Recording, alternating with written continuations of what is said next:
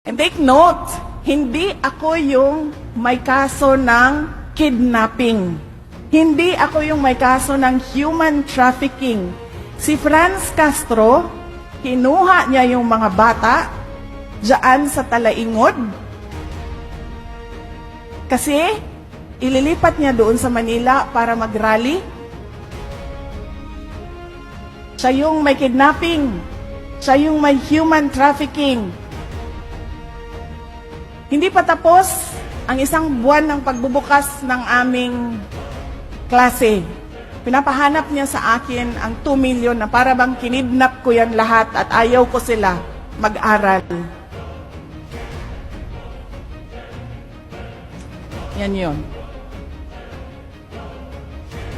We should, ulitin ko lang basahin, we should expose the lies employed by the terrorists to survive.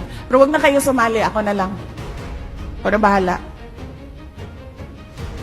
Often, people in the community look at our soldiers with fear in their eyes and hate in their hearts. The terrorists taught them to fear and hate our soldiers. Tinood ni. Isa pa ni. Ang mga sundalo, ang mga human rights violators. Alam mo, meron kaming example because of material. Hindi naman ito sa sa mga NPA. Sa naman ito? Hindi ito sa mga communist terrorist groups. Sa violent extremism naman ito sa Western Mindanao.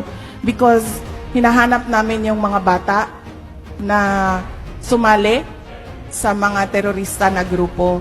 And we found one material na yung bata, mas mataas pa sa kanya yung baril, yung mahabang baril, Armalite, mas mataas pa sa kanya.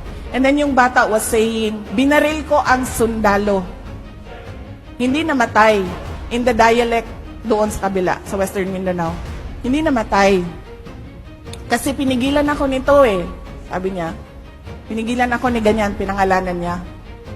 Tapos yung matanda, the adult in the conversation said, bakit?